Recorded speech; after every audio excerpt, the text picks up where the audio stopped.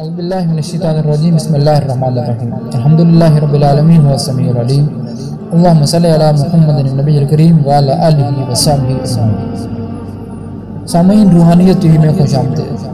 آج کا موضوع ہے جادو کی حقیقت۔ اپنی گفتگو کا آغاز کرنے سے پہلے تمام دوست احباب سے گزارش ہے کہ حوصلہ افزائی کے لیے ویڈیو لائک ضرور کریں، چینل ضرور سبسکرائب کریں اور بیل آئیکن کا بٹن دبائیں۔ سامعین محترم، آج کل کے زمانے میں یہ مقبول رواج ہے کہ اس سے سرے سے انکار کیا جائے کہ جادو بھی کوئی حقیقت ہے، اور جادو کو یہ کہہ کر رد کر دیا جائے کہ یہ سب نفسیاتی بیماریوں جیسے ہسٹیریا وغیرہ کا نتیجہ ہے، اور یہ بھی کہا جاتا ہے کہ جادو صرف ان لوگوں پر اثر کرتا ہے جو اس پر یقین رکھتے ہیں۔ یہ بات تو کسی حد تک سچ ہے کہ آج کل زیادہ تر جادو پرزوں وغیرہ کی مدد سے کی جانے والی شبد بازیوں کی پیداوار ہے جو ہوشیاری سے سامعین کو دھوکہ دینے کے لیے بنائے جاتے ہیں، لیکن دنیا میں کچھ لوگ ایسے موجود ہیں جن کا رابطہ شیاطین یعنی برے جنات کے ساتھ ہوتا ہے، اور وہ سچ مچ کا جادو کرتے ہیں۔ جنات اور ان کی صلاحیتوں کو جاننے سے پہلے ہمیں قرآن و سنت سے وہ شہادت دیکھنی چاہیے جو اس موقف کی حمایت میں استعمال کی جاتی ہے۔ سورۃ البقرہ آیت نمبر 102 اللہ رب العزت کا فرمان ہے، اور وہ ان خرافات کے پیچھے لگ گئے جنہیں شیاطین سلیمان کے عہد حکومت میں پڑھاتے تھے، اور سلیمان نے کفر نہیں کیا بلکہ شیاطین نے کفر کیا۔ وہ لوگوں کو جادو سکھاتے تھے، اور وہ علم سکھاتے جو دو فرشتوں ہاروت اور ماروت پر بابل میں نازل کیا گیا، اور وہ اس وقت تک وہ علم نہیں سکھاتے تھے جب تک یہ نہ کہہ لیں کہ ہم تو بس آزمائش کے لیے ہیں، بس اس میں مبتلا نہ ہو۔ وہ لوگ پھر بھی سیکھتے تھے وہ علم اور وہ چیزیں جن کو وہ مرد اور بیوی کے درمیان جدائی ڈالنے کے لیے استعمال کریں، حالانکہ اللہ کی مرضی کے بغیر کسی کو اس سے نقصان نہیں پہنچا سکتے تھے، اور وہ ایسی چیزیں بھی سیکھتے تھے جو ان کو نفع نہ پہنچائیں بلکہ نقصان پہنچائیں، حالانکہ وہ خود جانتے تھے۔ بے شک جو اس کا خریدار بنا اس کے لیے آخرت میں کوئی جگہ نہیں، اس کا ٹھکانہ جہنم ہے، اور یقیناً وہ بہت بری چیز ہے۔ بہت بری چیز تھی وہ جس کے عوض انہوں نے اپنی جانوں کو بیچ ڈالا تھا، کاش کہ وہ جانتے اور سمجھتے۔ سامعین محترم، جہنم کی آگ کا ذکر کیا گیا اور آخرت میں کوئی حصہ نہ ملنے کا ذکر کیا گیا، اور یہ سزائیں یقیناً کسی بہت بڑے حرام کام کی، حرام جرم کی ہو سکتی ہے۔ اور اس کے علاوہ یہ آیت یہ بھی ثابت کرتی ہے کہ جادوگر اور کوئی بھی جو جادو سیکھتا ہے اور کوئی بھی جو دوسروں کو جادو سکھاتا ہے وہ کافر ہے۔ ان ذکر کی گئی آیات میں اس بات کا واضح ثبوت ہے کہ جادو واقعی ایک حقیقت ہے۔ اس کے بعد صحیح بخاری کی ایک حدیث پاک ہے جو حدیث کی دوسری کتب میں بھی درج ہے، اور یہ حدیث نمبر 5433 ہے صحیح بخاری میں کتاب الطب باب السحر میں، کہ نبی کریم صلی اللہ تعالیٰ علیہ وسلم بھی جادو کے ذریعے اثر رہے۔ حضرت زید بن ارقم رضی اللہ تعالیٰ عنہ سے روایت ہے کہ ایک یہودی لبید بن ایسم نے نبی کریم صلی اللہ تعالیٰ علیہ وسلم پر جادو کیا تھا، اور جب نبی کریم صلی اللہ علیہ وسلم نے اس جادو کے اثرات کو اپنے اوپر محسوس کیا تو جبریل امین علیہ السلام تشریف لائے، اور سورہ فلق اور سورہ ناس جن کو موعظتان کہتے ہیں وحی کی گئیں۔ پھر جبریل نے آپ صلی اللہ علیہ وسلم سے کہا یقیناً ایک یہودی نے آپ صلی اللہ تعالیٰ علیہ وسلم پر جادو کیا ہے، اور اس کا طلسم فلاں کنویں میں رکھا ہوا ہے۔ نبی کریم صلی اللہ تعالیٰ علیہ وسلم نے حضرت علی ابن طالب رضی اللہ تعالیٰ عنہ سے کہا کہ آپ جائیں اور وہاں سے طلسم لے کر آئیں۔ جب حضرت علی رضی اللہ تعالیٰ عنہ وہ طلسم لے کر آئے تو آپ صلی اللہ تعالیٰ علیہ وسلم نے حضرت علی المرتضیٰ سے کہا کہ اس کی گرہیں ایک ایک کر کے کھولیں، اور ہر گرہ کے ساتھ ان دونوں صورتوں میں سے ایک ایک آیت پڑھیں۔ جب انہوں نے ایسا کیا تو آپ صلی اللہ تعالیٰ علیہ وسلم ایسے اٹھ کھڑے ہوئے جیسے اس سے پہلے آپ صلی اللہ علیہ وسلم بندھے ہوئے تھے۔ دنیا کی ہر قوم میں کسی نہ کسی قسم کے جادو کرنے والوں کا ریکارڈ موجود ہے۔ اس کے علاوہ شیاطین اور جنات کی شرارتوں کی، ان کی شرنگیزیوں کی بھی بہت سی مثالیں موجود ہیں۔ جن بنیادی طور پر نظر نہ آنے والی مخلوق ہے، تاہم کو جن کچھ بھی شکل اختیار کر لیتے ہیں، انسانی روح تک وہ اختیار کر سکتے ہیں۔ جادوگروں، ساحروں کے سارے معاملات کے پیچھے جنوں کی پوشیدہ اور منحوس دنیا موجود ہے۔ شیاطین اور جنات کی مدد کے بغیر جادو بالکل ناممکن سی چیز ہے۔ اب شیاطین اور جنات کیسے انسان کا روپ دھار لیتے ہیں، اس کے ثبوت پر ایک حدیث مبارکہ پیش خدمت ہے۔ روایت ہے جناب سیدنا ابو ہریرہ رضی اللہ تعالی عنہ سے، فرماتے ہیں کہ اللہ کے نبی صلی اللہ علیہ وسلم نے رمضان میں جمع ہونے والی زکوٰۃ کی حفاظت کے لیے مجھے مقرر فرمایا۔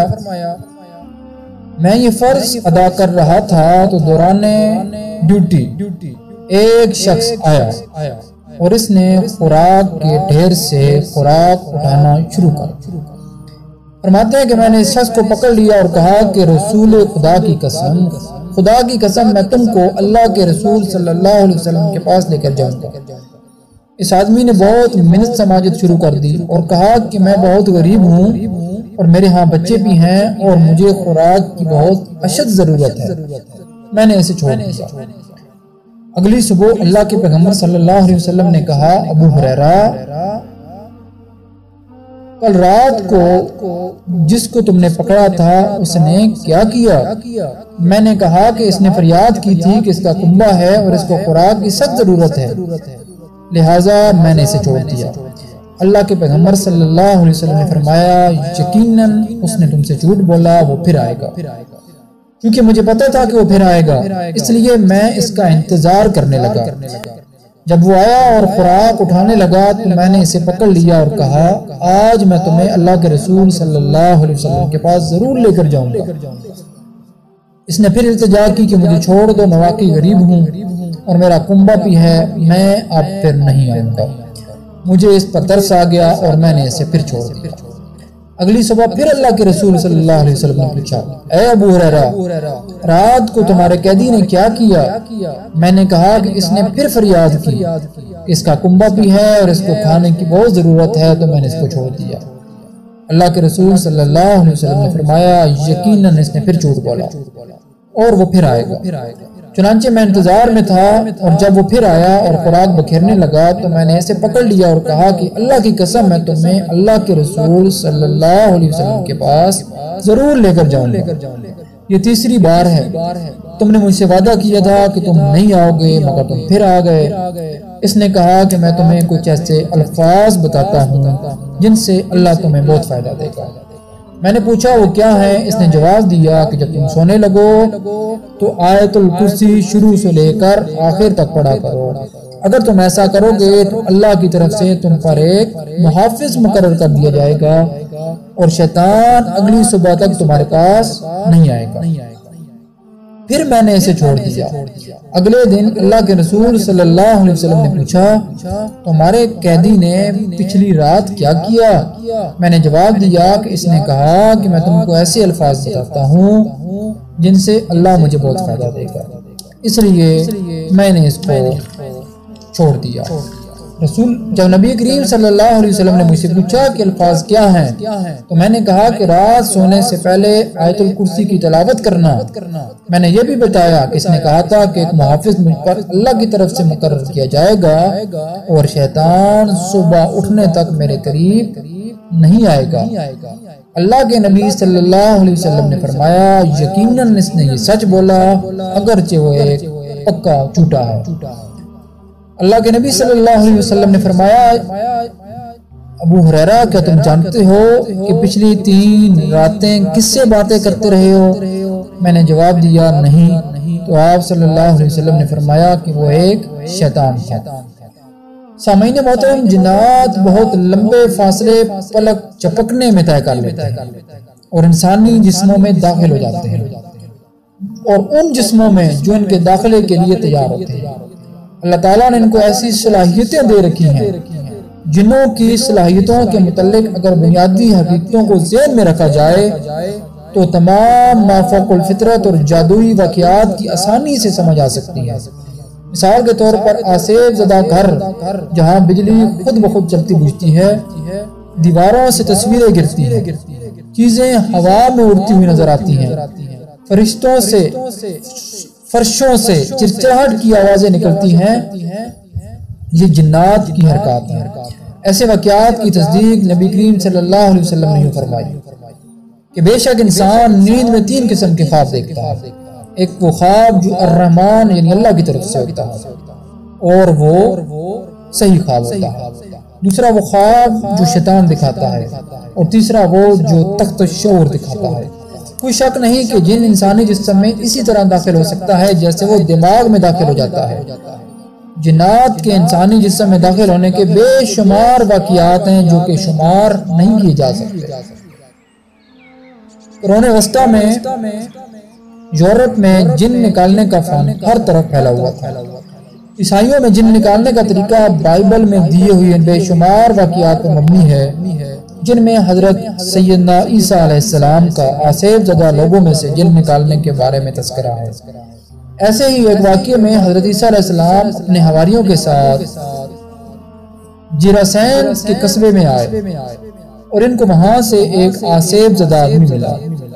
جب حضرت عیسیٰ علیہ السلام نے جنات کو حکم دیا کہ اس شخص کے جسم سے نکل جائیں، تو جن اس آدمی کو چھوڑ کر پاس ہی ایک ٹیلے پر چرنے والے سوروں میں گھس گئے۔ سوروں کو یہ ریوڑ اترائی والے کنارے پر تیزی سے دوڑتے ہوئے سیدھا جھیل میں اتر گیا اور ڈوب گیا۔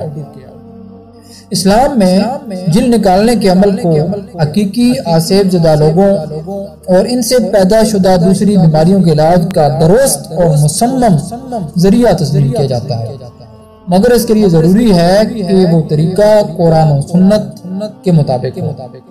آسیب زدہ شخص جن نکالنے اور جادو ختم کرنے کی بنیادی طور پر 3 طریقے ہیں۔ پہلا طریقہ یہ ہے کہ ایک جن کو نکالنے کے لیے دوسرے جن کو بلایا جائے۔ یہ طریقہ اسلام میں منع ہے، کیونکہ جن کو بلانے والے عملیات دینی بے حرمتی پر مبنی ہوتے ہیں، جن کی وجہ سے اسلام کے اصولوں کی بے ادبی کا امکان ہوتا ہے۔ یہ وہ طریقہ ہے جو جادوگر کسی ہم پیشہ کے کیے ہوئے جادو کے اثر کو ختم کرنے کے لیے اختیار کرتے ہیں۔ دوسرا طریقہ یہ ہے کہ جن نکالنے کے لیے جن کے سامنے شرکیہ اور کفریہ اعمال کیے جائیں۔ جب عامل جن کو شرکیہ اور کفریہ اعمال کرتے ہوئے دیکھتا ہے تو وہ خوشی سے نکل جاتا ہے۔ اس طرح وہ عامل کو یہ یقین کرا دیتا ہے کہ اس کا طریقہ اور عقیدہ صحیح ہے۔ یہ عیسائی پادریوں کا طریقہ ہے جو جن کو حضرت عیسیٰ علیہ السلام کا واسطہ دے کر اور سلیب دکھا کر نکل جانے کا کہتے ہیں، اور کافروں کے گروہوں کا طریقہ ہے جو اپنے جھوٹے دیوتاؤں کا واسطہ دے کر جنوں کو نکالتے ہیں۔ تیسرا طریقہ جن کو قرآن کی تلاوت سے اور اللہ پاک سے پناہ طلب کرنے والی دعاؤں سے بھی نکالا جا سکتا ہے۔ ان روحانی کلمات اور طریقوں سے آسیب زدہ کے ارد گرد کو ماحول کو تبدیل کیا جاتا ہے، پھر جن کو حکم دے کر انسانی جسم سے نکالا جا سکتا ہے، اور ممکن ہے کہ اس کے ساتھ ضربیں بھی لگائی جائیں۔ تاہم یہ طریقے اس وقت تک بیکار ہیں جب تک ان عملوں کو کرنے والا عامل ایمان کا پکا نہ ہو اور اپنے نیک اعمال کی وجہ سے اس کا تعلق اللہ رب العزت کے ساتھ محفوظ نہ ہو۔ انشاءاللہ یہی موضوع اگلی ویڈیو میں جاری رہے گا، مختلف موضوعات پر انشاءاللہ جنات، جادو، سحر، عاملین حضرات تمام عنوانات پر ویڈیوز پیش کی جائیں گی۔ اگلی ویڈیو کا انتظار کیجئے گا۔ اللہ نے کے بعد